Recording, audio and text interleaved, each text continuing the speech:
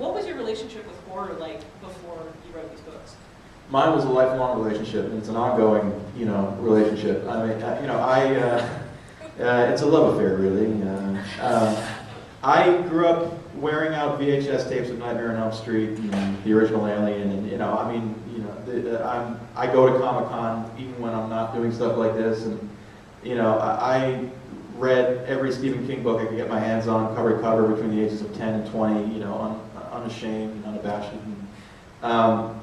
I've always loved horror, whether it's the movies of George Romero and Wes Craven, or Stephen King's The Shining, which or the Kubrick adaptation, which I watch every 6 months or so as a refresher course. I mean, I love horror. I don't know what it is. I just love the genre, and so it's the zombies were easy. The zombies were just old friends. I think basically that I plucked them out of Night of the Living Dead and Dawn of the Dead and just put them in Regency era England. That was about it.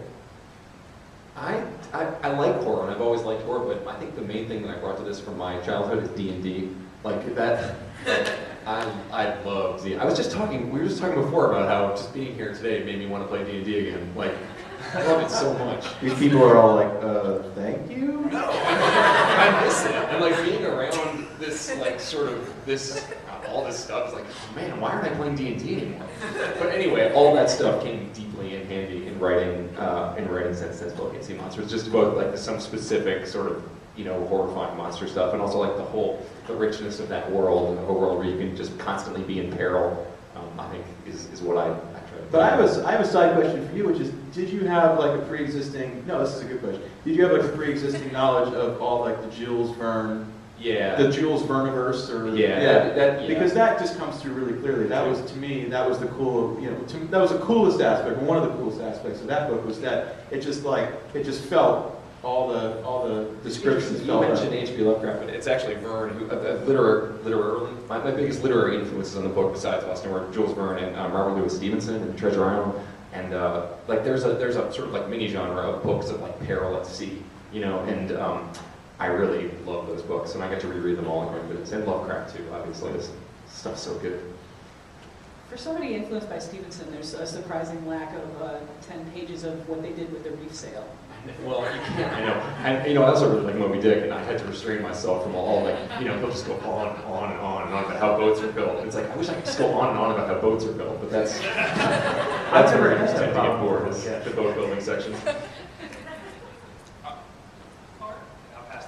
I echo what these guys said.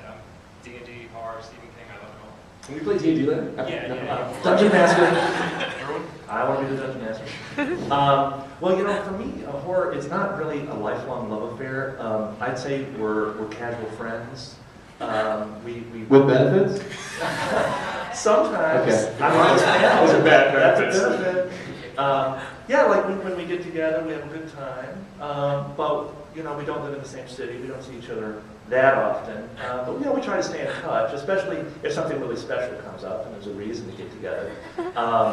This is a seriously extended metaphor. I seriously extend all my metaphors. What was the last special occasion? Read that however you will. What was the last hot date that you had with horror? The last hot, I had several hot and heavy reunions with horror when, I found out I was going to do the book.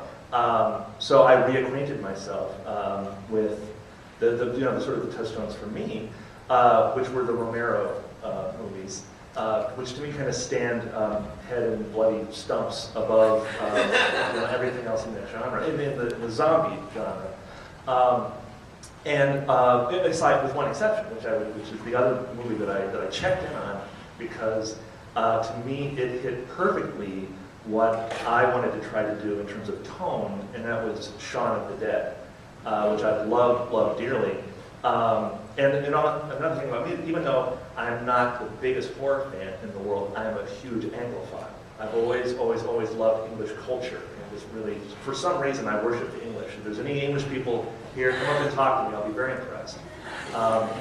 It might be a total twit, but I'll think you're brilliant.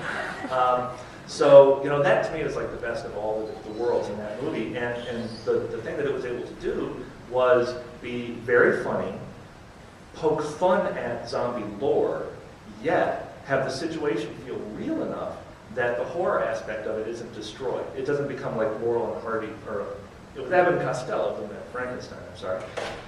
It doesn't destroy the peril of the moment, and you're still in the story, and yet it's just damn funny.